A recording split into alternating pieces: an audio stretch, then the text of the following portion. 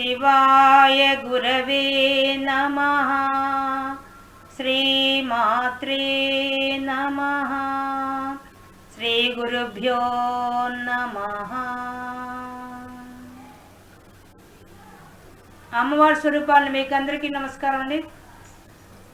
మనం సౌందర్య లహరిలో ఈరోజు 42వ శ్లోకానికి వచ్చాం. 42వ శ్లోకం.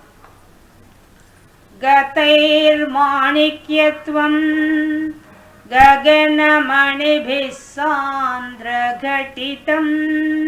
కిరీటం తే హైమం హిమగిరిసుతే కీర్తయతి యః సనీడే యచ్ఛాయా క్షురణసబలం చంద్రసకలం ధనుస్సౌనాసీరం కిమితి న నిబధ్నాతి ధిషణాం.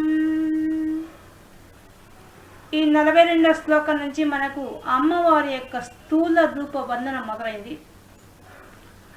అమ్మవారి యొక్క పైన కిరీటం దగ్గర నుంచి కాలి గోళ్ళ వరకు ఇక్కడ వర్ణిస్తారు.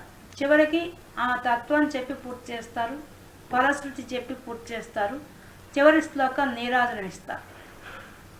ఇది ఈ 42వ శ్లోకం నుంచి 100వ శ్లోకం దాకా ఉండే విషయాలు. ఇక స్థూల రూపం వచ్చేసరికి నిజానికి అమ్మవారు అనేది వాళ్లకు రూపం ఉండదు, వాళ్ళకి నిరాకార తత్వంతో ఉంటారు, ఆకారం ఉండదు దేవతలకి. కానీ మన కోసంగా ఒక ఆకారం తీసుకుంటారు. ఎందువల్లంటే మనలాంటి వాళ్లకు ఆకారం చూస్తే తప్ప మన మనసు నిలబడదు. అందుకని మన కోసంగా ఒక ఆకారం తీసుకొని వస్తారు. అది కూడా కాకుండా దేవతలు ప్రార్థించినప్పుడు లోకంలో ధర్మస్థాపన కోసంగా, దుష్టులను శిక్షించడానికి కోసంగా వాళ్ళు అవతారాలు ధరిస్తూ ఉంటారు. అటువంటి ఇప్పుడు కూడా అది కూడా ఆ రూపం కూడా మనలాంటి మాంసంతో రక్తంతో కూడినటువంటి దేహం కాదు.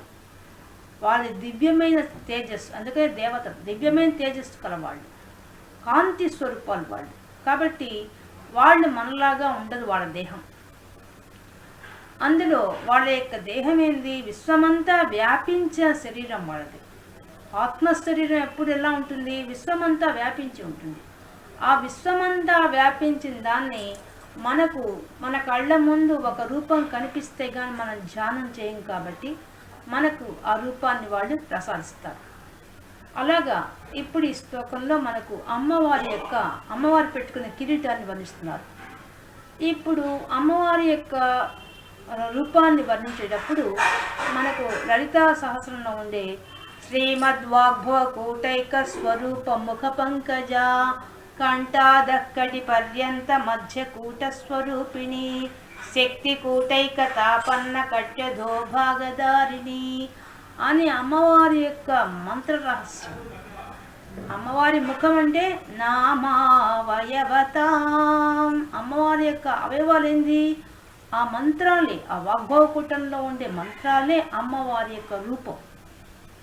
కాబట్టి ఇక్కడి శ్లోకాల్లో అంతా కూడా ఈ మంత్ర రహస్యాలు అంటే ఆ వాగ్భవ కూటం ఎక్కడి దాకా చెప్తారు. వాగ్భవ కూటం అంటే అమ్మవారి కిరీటం, వెంట్రుకలు, నుదురు, కనుబొమలు, కళ్ళు, ముక్కు, నోరు, చెవులు, కంఠం, ఇక్కడి దాకా వర్ణించేదంతా కూడా వాగ్భవ కూటం.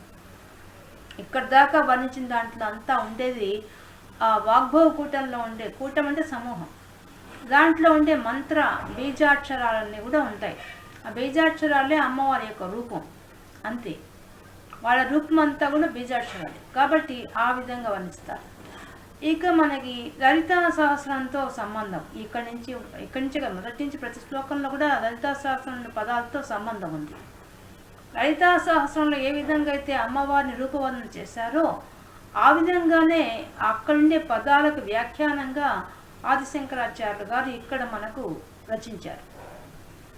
అలాగే అక్కడ మనకు లలితా సహస్రంలో చూసినప్పుడు మనకి భండాసురుడు అని ఒక రాక్షసుడు, ఆ రాక్షసుడిని సంబంధించడానికి కోసంగా అమ్మవారిని దేవతలు ప్రార్థిస్తే వాడు అడిగిన కోరిక ప్రకారంగా ఇక్కడ 14 లోకాల్లో ఉండే వాళ్ళతో కాకుండా దివ్య లోకాల నుంచి వచ్చిన వాళ్ళతో చేతిలోనే మరణించాలని వాడు కోరుకోవడం వల్ల అప్పుడు మహాయాగ క్రమారాధ్య, మహాభైరవ పూజిత, ఇవంతా లలితా సహస్రం వస్తాయి మనకు.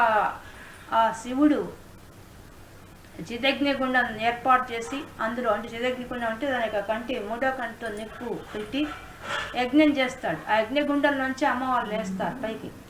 అలా వస్తున్నప్పుడు అమ్మవారి యొక్క కిరీటం ముందు కనిపిస్తుంది మనకు. లలితా సహస్రం ముందు చేతులు కనిపిస్తే తర్వాత అన్నీ కనిపిస్తాయి. ఇక్కడ ఆదిశంకరాచార్యులు ముందు కిరీటంతోనే మొదలు పెడుతున్నారు. అక్కడ మనకి ఏ విధంగా అమ్మవారు అవతరించారు, ఆ దేవతను అనుగ్రహించడానికి కోసంగా అవతరించారు.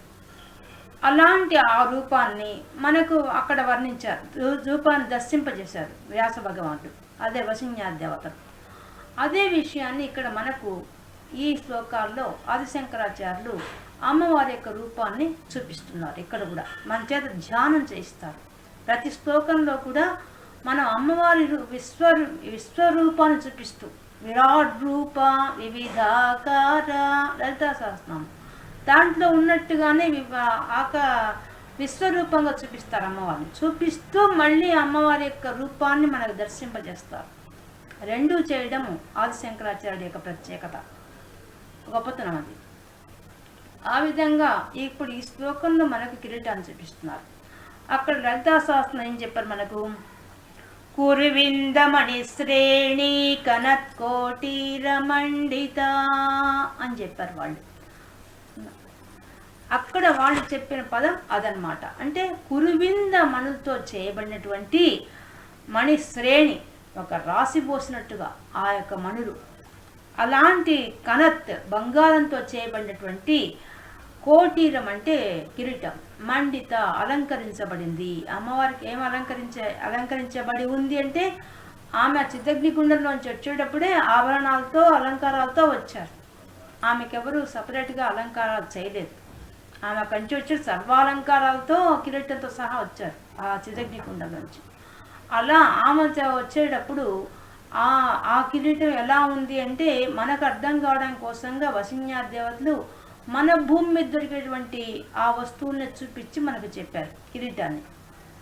ఏమని చెప్పారు, కురువింద మణులు అంటే సింహళ దేశంలో దొరికేటువంటి కురువింద మణులతో చేయబడినటువంటి మణులతో చేయబడినటువంటి కోటీరము ఆ కిరీటం. అటువంటి కిరీటంతో మండిత అమ్మవారు అలంకరించబడి ఉన్నారు అని చెప్పారు. అవి ఎర్రని మణులతో చేయబడినవి, ఎర్రని కాంతులతో ఉన్నటువంటి ఆ మణులతో చేయబడింది అనే విషయాన్ని మనకు అక్కడ వాళ్ళు చెప్పారు వసిన్యాది దేవతలు. అదే విషయాన్ని ఇప్పుడు మనకు విశ్వవిగ్రహంగా ఉండే అమ్మవారి యొక్క రూపాన్ని చెప్తున్నాడు కాబట్టి ఆదిశంకరాచార్యులు మన చేత ధ్యానం చేయిస్తూ ఒకేసారి అమ్మవారి కిరీటాన్ని చూపిస్తూ చెప్తున్నారు ఈ శ్లోకంలో. ఇప్పుడు ఆ పదానికి వ్యాఖ్యానం ఈ యొక్క శ్లోకం. లలితా సహస్రం ఉండే ఆ పదానికి వ్యాఖ్యానం ఈ శ్లోకం. ఇప్పుడు అమ్మవారి కిరీటం ఎలా ఉంది, ఇలా ఉంది. కిరీటం మాత్రమే చూడండి.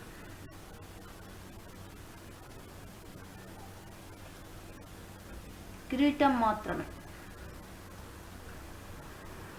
ఆ కిరీటాన్ని వర్ణిస్తున్నారు ఇక్కడ. ఎలా ఉంది ఆ కిరీటం? రెండవ పాదంలో చూడండి. కిరీటం తే హైమం హిమగిరిసుతే. అమ్మవారు ఎవరితో అమ్మ అని పిలుస్తున్నాడు, హిమగిరిసుతే. అమ్మ నువ్వెవరు? ఆ హిమవంతుడి పర్వతరాజు యొక్క కుమార్తె అయినటువంటి ఓ పార్వతి. ఇక్కడి నుంచి మనకు పార్వతీ నామాన్ని ఎక్కువ చూపిస్తారు ఆదిశంకరాచార్యులు గారు. కానీ చెప్తున్నది లలితా అమ్మవారి గురించి. లలితా అమ్మవారికి పార్వతీ మాతకు ఏమీ భేదం లేదు. ఎందువల్ల లలితా అమ్మవారిలో లేచి వచ్చిన కిరణాలే అందరు అమ్మవార్లు కూడా. మన లలితా సహస్రం చెప్పుకున్నాడు, పార్వతీ నామం తిరిగి వచ్చినాడు మనం చెప్పుకున్నాం అంతా. అవంతా ఇప్పుడు నేను చెప్పడం లేదు. కాబట్టి ఆమె అంశే ఆ పార్వతీదేవి కూడా. కాబట్టి ఆమెను చెప్తున్నట్టుగా ఉంది, కానీ నిజానికి చెప్తోంది లలితా పరాభట్టారికి గురించి, అసలైన మూలశక్తి గురించి చెప్తున్నాడు.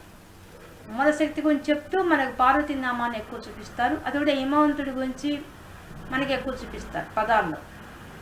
కాబట్టి అంటే హిమవంతుడి గురించి ఏం చెప్తున్నారు, హిమవంతుడు మేనకాదేవి అమ్మవారే తమ బిడ్డగా పుట్టవాలని వాళ్ళు తపస్సు చేశారు. తపస్సు చేస్తే వాళ్లకు అనుగ్రహించి అమ్మవారు పార్వతిగా జన్మించింది వాళ్ళకి. కాబట్టి చెప్తున్నాడు. ఓ హిమగిరి సుతే, సుతే అంటే కుమార్తె. అమ్మా నువ్వెవరమ్మాయివి? ఆ హిమవత్ పర్వత రాజు యొక్క కుమార్తెవి. అటువంటి ఓ తల్లి, నీవు తే హైమం కిరీటం, నువ్వు కిరీటం పెట్టుకో ఉన్నావు. అది ఎట్లా ఉంది ఆ కిరీటం? తే నీ యొక్క కిరీటం, కిరీటము హైమం, హైమం అంటే బంగారం. ఆ కిరీటం దేంతో చేయబడిందట? బంగారంతో చేయబడింది. మేలిమి బంగారంతో చేయబడింది. శ్రేష్టమైన బంగారంతో చేయబడింది. అంటే దగ దగ దగ దగ కాంతితో మెరిసిపోతోంది ఆ బంగారం. మన భూమి మీద దొరికే బంగారం కాదు, చాలా ప్రశస్తమైన బంగారం. అటువంటి బంగారంతో కూడినటువంటి కిరీటం ఉందట అమ్మవారు, పెట్టుకో అన్నారట. మరి కిరీటం ఎందుకు పెట్టుకుంటారు అంటే, కిరీటం అనేది ఒక రాజ చిహ్నం. పరిపాలన చేస్తున్నారు వీళ్ళు, విశ్వాన్నే పరిపాలన చేస్తోంది ఆమె అని చెప్పడానికి చిహ్నం అది. రాజులు ధరిస్తారు. ఈమె మహారాణి, శ్రీమాత, శ్రీ మహారాజ్ని. లలితాశాస్త్రం ముందే చెప్పేశారు, మహారాణి ఆమె కాబట్టి ఆమె కిరీటం ధరించి ఉన్నారు. ఆ కిరీటం కూడా దేంతో చేయబడిందట? పెట్టుకున్న కిరీటం బంగారంతో చేయబడిందట. ఆ బంగారంతో ఉన్న కిరీటంలో ఏమున్నాయట చెప్తున్నారు. అక్కడ మనకేం చెప్పారు? లలితాశాస్త్రంలో కురువింద మణులతో చేయబడింది అని చెప్పారు. ఇక్కడ మనకు ఆదిశంకరాచార్యులు ఏం చెప్తున్నారు చూద్దాం. గతైర్మాణిక్యత్వం గగనమణిభిః సాంద్రఘటితం.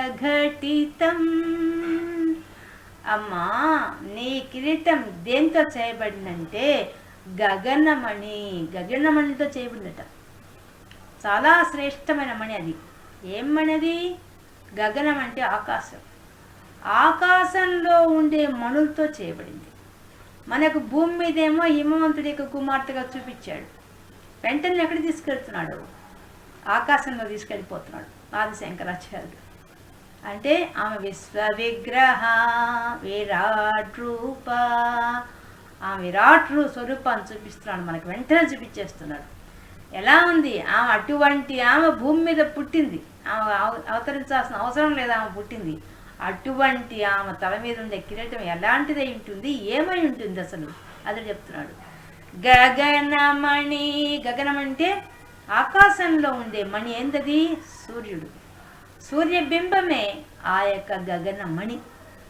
ఆ మణిలో గతైర్మాణిక్యత్వం, అమ్మా మాణిక్యాలలాగా ఆ యొక్క సూర్యుడే ఆ యొక్క కిరీటంలో పొదగబడ్డాడు. మాణిక్యంలాగా మెరిసిపోతూ ఆ సూర్యుడే ఆ యొక్క కిరీటంలో ఆ బంగారు కిరీటంలో పొదగబడ్డాడు. మనం కదా రత్నాలతో అట్లా చేయించుకుంటాం కదా, అలాగా ఆ సూర్య బింబమే వచ్చి ఆ యొక్క కిరీటంలో ఉందట. ఇంకా సాంద్రఘటితం, అది ఎలా ఉంది? చిక్కగా ఉంది. ఆ కిరీటం ఎలా ఉందట? ఒక సూర్యుడు కాదు. మనం మామూలుగా చూస్తుంటాం ఆకాశంలో సూర్యుడిని, ఒక్కడనే చూస్తుంటాం మనం. కానీ మనలాంటి వాళ్ళకు ఒకటే కనిపిస్తాడు. కానీ జ్యోతిష్ శాస్త్రం ప్రకారంగా కానీ లేదా మన ఋషుల యొక్క పరంపర ప్రకారం అయితేనేమి, వాళ్లకు దర్శనమిచ్చే సూర్యుడు సంవత్సరానికి ఉండే 12 నెలల్లో ఒక్కొక్క నెలకు ఒక్కొక్క సూర్యుడు వస్తాడు. అందుకనే ద్వాదశ ఆదిత్యులు అంటారు వాళ్ళని. ద్వాదశ ఆదిత్యులు అంటే 12 మంది సూర్యులు ఆకాశంలో ఉంటారు. రోజుకొక సూర్యుడు మాత్రమే మనకు కనిపిస్తుంటాడు. నెలకో సూర్యుడు మనకు మారుతుంటాడు. మనకు తెలియదు ఆ విషయం. ఆ దర్శనం చేసుకున్న వాళ్ళకి కనిపిస్తుంది. జ్యోతిష్ శాస్త్రం ప్రకారం చూసే వాళ్ళకి కనిపిస్తుంది. మార్పు వాళ్ళు కనిపెడతారు, మనం కనిపెట్టలేము. మనకు వాళ్ళకు తేడాది. కాబట్టి ఆ ఒక్క సూర్యుడు చూడడానికి చూడండి ఎలా ఉన్నాడు. ఒక్క సూర్యుడే ఎంత వ్యాసార్థం కలిగి ఉన్నాడు, ఎంత వెడల్పు ఉన్నాడు, ఎన్ని వేళ్ల మైళ్ళ దూరంలో ఉన్నాడు, ఎన్ని వేల మైళ్ళు వ్యాపించి ఉన్నాడు ఆకాశంలో. సైన్స్ ప్రకారం, ఖగోళ శాస్త్రం ప్రకారం అటువంటి ఒక్క సూర్యుడే అలా ఉంటే 12 మంది సూర్యులు వచ్చి అమ్మవారి కిరీటంలో కూర్చున్నారట. ఊహించడానికి అవకాశం ఉందా? కిరీటాన్ని ఊహించలేము. ఎందుకు? అది విరాట్ రూపం. విరాట్ స్వరూపం అది, విశ్వరూపం అది. ఆ విశ్వరూపానికి విశ్వరూపంతో ఉంది అమ్మవారు. అటువంటి రూపంతో ఉన్న అమ్మవారి యొక్క కిరీటం ఏమై ఉంటుంది? ఆకాశమే కిరీటం. ఆ ఆకాశంలో మణి సూర్యుడు. ఆ 12 మంది సూర్యుడు కలిసేసి ఆ అమ్మవారి యొక్క కిరీటంలో పొదగబడ్డారట. ఆ బంగారు కిరీటంలో పొదగబడినారట. అంటే మన ఊహ కూడా అందని విషయం అమ్మవారి యొక్క కిరీట రూపం. కానీ అమ్మా, అటువంటి రూపాన్ని సాంద్రఘటితం, ఒక్క రవ్వ కూడా గ్యాప్ లేకుండా ఆ కిరీటం మొత్తం ఆ 12 మంది ఆక్రమించేశారట. మన కోసంగా ఒక రూపం చూపించడానికి కోసంగా అమ్మవారు ఏం చేశారు? చిదగ్నికుండంలోంచి వచ్చేటప్పుడు వాళ్ళందరినీ మాణిక్యాలుగా చేసింది. చిన్న చిన్న మాణిక్యాలుగా చేసి పెట్టేశారట. అందుకని గతైర్ మాణిక్యత్వం, మణులైపోయారు వాళ్ళు, మాణిక్యాలలాగా అయిపోయారు. ఎర్రగా మెరిసిపోయే మాణిక్యాలలాగా పొదగబడి ఉన్నారు ఈ కిరీటంలో. ఎట్లా 12 మంది ఆదిత్యులు పొదగబడ్డారట ఆ కిరీటంలో. మన కోసం ఆ చితగ్నికుండంలో తగ్గించి తీసుకొచ్చింది ఆమె. కానీ ఆ కాంతి, ఒక సూర్యుడి కాంతి చూడడానికే మనం ఇంత కష్టపడుతున్నాం. 12 మంది సూర్యుల కాంతి ఒక్కసారిగా ఆ కిరీటంలో ఉంటే ఎలా ఉంటుంది పరిస్థితి? ఊహకు కూడా అందదు. అటువంటి కిరీటం అమ్మవారు పెట్టుకున్నట్ట. అది కూడా సాంద్రఘటితం, కొంచెం కూడా గ్యాప్ లేదు. ఆ కిరీటంలో మధ్యలో గ్యాప్ వచ్చి బంగారం కనిపించే ప్రసక్తి లేదు. మొత్తం నిండిపోయారట 12 మంది వాళ్ళ జ్యోతిష్య కాంతితో నిండిపోయిందట ఆ యొక్క కిరీటం. కీర్తయతి ఎవడైతే, అమ్మ ఇటువంటి నీ యొక్క కిరీటాన్ని ఎవడైతే కీర్తయతి వర్ణిస్తున్నాడో, ధ్యానిస్తున్నాడో, ఆరాధిస్తున్నాడో, చూస్తున్నాడో, వాడి పరిస్థితి వాడికి ఏమనిపిస్తుంది? ఇప్పుడు మనకు చూపించేశాడు ఆయన, ఎలా ఉందో కిరీటం చూపించేశాడు. ఎలా ఉంది? మన కోసంగా మాణిక్యాలతో పొదగబడిన కిరీటంలాగా కనిపిస్తోంది. కానీ నిజానికి ఆ కిరీటంలో ఉండేది 12 మంది ఆదిత్యులు, 12 మంది సూర్యుడు కూర్చో ఉన్నారు. సూర్య కాంతితో మెరిసిపోతోంది ఆ కిరీటం. అటువంటి కిరీటాన్ని ఆమె పెట్టుకోండి. అటువంటి కిరీటాన్ని ఎవరైతే దర్శిస్తాడో, ఎవరైతే కీర్తన చేస్తాడో, ఎవరైతే వర్ణిస్తాడో, ఎవరైతే ధ్యానిస్తాడో, వాడి పరిస్థితి ఏంటి? వాడికి ఏమర్థమవుతుంది? సనీడే ఛాయ, అమ్మా ఆ కిరీటం ఎలా ఉందంటే అటువంటి వాడు ఎవడు? ఆ వర్ణించి చూసేవాడు. ఆ యొక్క కిరీటాన్ని చూసి తాదాత్మ్యం చెంది ధ్యానము చేసి కీర్తించేవాడు ఎవరున్నాడో వాడు ఏమనుకుంటాడు ఆ కిరీటాన్ని చూసి? సనీడే యచ్ఛాయ, సనీడే. కిరీటం ఎలా ఉంటుంది? గోళాకారంగా ఉంటుంది. చూడండి, గోళాకారంగా ఉంటుంది, రౌండ్గా ఉంది. గోళాకారం ఇట్లా రౌండ్గా ఉంది. అటువంటి గోళాకారంగా ఉండేటువంటి ఆ కిరీటంలో ఛాయ, నీడ, కాంతి. ఆ నీడ యొక్క కాంతి, నీడ ఎక్కడ ఉంది? సూర్యులే కదా అందరు ఉండేది, అందువల్ల కాంతి ఉంది అక్కడ. ఛాయ నీడే, కానీ అది నీడ మాత్రం కాంతితో ఉంది.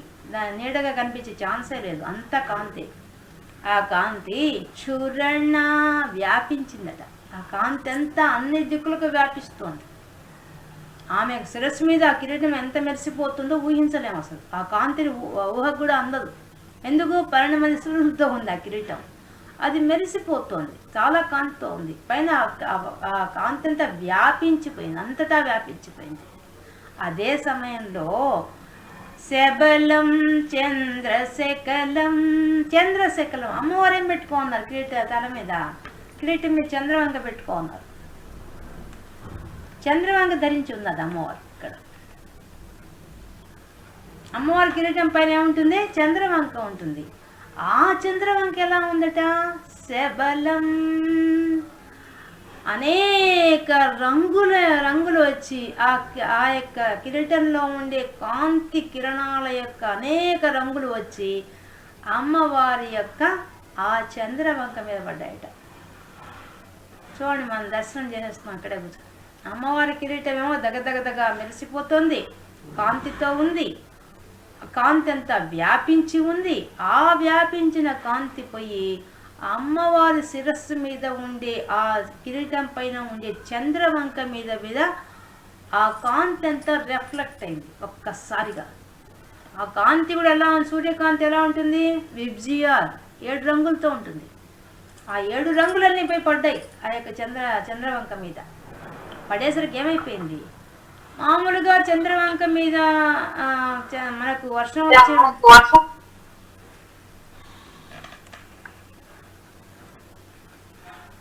వచ్చే ముందు, మనకి వర్షం వచ్చిన తర్వాత సూర్యుడు వస్తే సూర్యకాంతి పడినప్పుడు ఏమవుతుంది?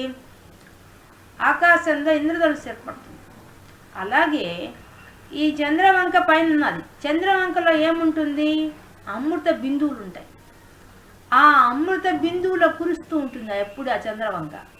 అటువంటి ఆ అమృత బిందువులు తడిగా ఉన్న ఆ ప్రాంతానికి ఎప్పుడైతే ఈ సూర్యకాంతి పోయి దాని మీద వ్యాపించిందో, ఆ చంద్రవంక మీద వ్యాపించిందో, ఒక్కసారిగా చంద్రవంక ఎలా కనిపిస్తోందంటే ధనుస్సౌనాశీరం, ధనుస్సు విల్లు, సౌనాశీరం, సౌనుడు అంటే ఇంద్రుడు, ఇంద్రుడికి సంబంధించిన విల్లు అంటే ఇంద్రధనుస్సు.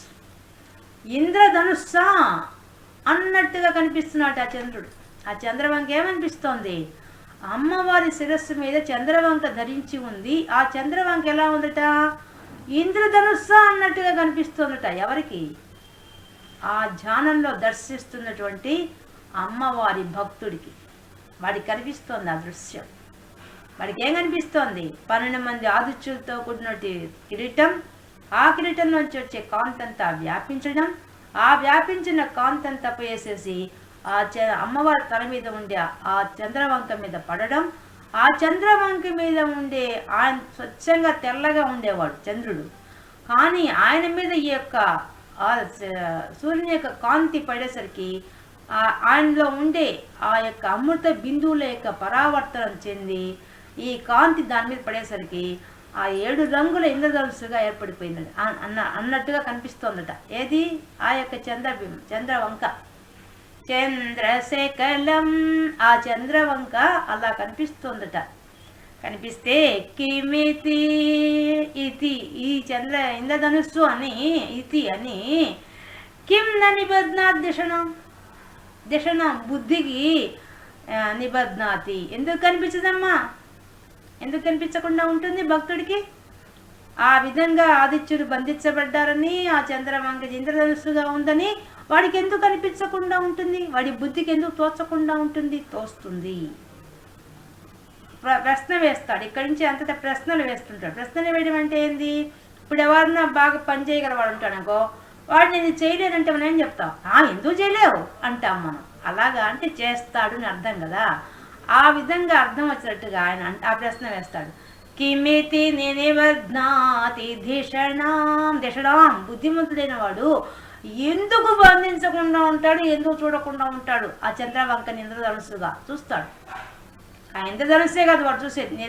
నిబధ్నాతి అంటే ఆ బంధించబడిన ఆ సూర్యుల యొక్క కాంతి, మళ్ళీ దాని మీద నుంచి కాంతి వచ్చి చంద్రుడి కాంతి, ఇవంతా వాడి బుద్ధికి ఎందుకు తోచకుండా ఉంటుంది? ఎందుకు కనిపించకుండా ఉంటుంది? కనిపించి తీరుతుంది అనే విషయాన్ని చెప్తున్నాడు ఆదిశంకరాచార్యుడు. అంటే ఆ భక్తుడు ఏ విధంగా దర్శించాడో ఆ విధంగా మనకు దర్శనం చేశాడు. మనం ఎక్కడే కూర్చొని కిరీటాన్ని చూసేసాం.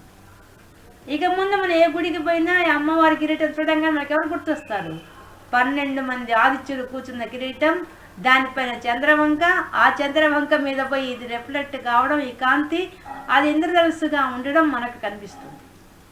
అలాంటి భాగ్యాన్ని శ్లోకం ద్వారా మనకు కలిగించాడు ఆదిశంకరాచార్యుడు. అంత గొప్పవాడు ఆదిశంకరాచార్యుడు. కానీ నిజానికి ఇది ప్రకృతిలో మనకు కనిపించే దృశ్యం. దాన్నే ఆయన శ్లోకంగా చెప్పేశారు. అంటే మనం చూడాలనే ఉద్దేశంతో మన చేత ధ్యానం చేయిస్తూ, ఇది ప్రకృతిలో మనకి కార్తీక మాసంలో చతుర్దశి రోజు మనము చీకట్లో అంటే ఇంకా తెల్లవారక ముందే ఆకాశంలో చూసినప్పుడు సూర్యుడు అప్పుడే వస్తూ ఉంటాడు, ఆకాశంలో చంద్రవంక ఉంటుంది. అదే సమయంలో మనకు ఆకాశంలో ఆ సూర్యుడి యొక్క కాంతి చంద్రవంక మీద పడి మనకి ఈ విధంగా చిత్రమైన రంగులతో కనిపిస్తాడు చంద్రుడు. ఆ దృశ్యాన్ని ఆయన ప్రకృతిలో చూసే మనకు ఇది శ్లోకంగా అందించారు ఆదిశంకరాచార్యుడు. కాబట్టి ఈ విధంగా దృశ్యాన్ని చూపించడం కూడా ఆయన ఉద్దేశం. ఇంకో ఉద్దేశం ఏంది, మామూలుగా చంద్రశేఖరి అమ్మవారి పేరు. చంద్రశేఖరుడు అంటే చంద్రుడిని శిరస్సు మీద ధరించినవాడు. అలాగే చంద్రశేఖరి అమ్మవారు కూడా చంద్రవంకను తన శిరస్సు మీద ధరించి ఉంది కదా. కానీ ఇక్కడ మనకి వాళ్ళు చెప్తున్నది సూర్యశేఖరి. సూర్యశేఖరి అంటే సూర్యుడిని నెలవంక తెర మీద ధరించి ఉంది, సూర్యుని ధరించి ఉంది అని అర్థం. ఇప్పుడు ఈ కిరీటం ద్వారా ఏమైపోయింది, సూర్యుని ధరించేసింది ఆమె. ఆ నెలవంక కూడా ఏమైపోయింది, ఇంద్రధనుస్సు అయిపోయింది. ఆ విధంగా ధరించి మనకు దర్శనం ఇస్తుంది అమ్మవారు. ఇలాగా మనకు సూర్యుడిని కూడా సూర్యశేఖరుడు అనే పేరుతో శివుడు మనకు తంజావూరులో ఉండే 2 గుళ్ళల్లో ఆ పేరుతో ఉన్నాడు ఆయన. అంటే సూర్యుడినే సూర్యశేఖరుడు అనే పేరుతో ఉన్నాడు ఆయన. ఎక్కడంటే మన వైదీశ్వర్ కోయిల్లో ఉన్నాడు, తిరుట్టూరై పూండి అనే ఊర్లో ఉన్నాడు, తంజావూరులో ఉన్నారు. ఆ 2 గుళ్ళు అక్కడే ఉన్నాయట. అక్కడ శివుడు మనకు ఆ రూపంతో కనిపిస్తాడు, సూర్యశేఖరుడుగా కనిపిస్తాడట. అమ్మవారి ఇప్పుడు సూర్యశేఖరి అయింది ఈ కిరీటం ద్వారా, ఈ కిరీట వర్ణం ద్వారా. ఈ విధంగా అమ్మవారి యొక్క విరాట్ స్వరూపాన్ని చూపిస్తూ, విరాట్ స్వరూపంలోంచి మనకు కిరీటాన్ని చూపిస్తూ ఆదిశంకరాచార్యులు ఇంత గొప్పగా మన ముందు అమ్మవారి కిరీటాన్ని ఆవిష్కరించారు. ఈ విధంగా మనం ఈరోజు సౌందర్య లహరిలో 42వ శ్లోకంలో ఉండే విశేషాంశాలు తెలుసుకున్నాం.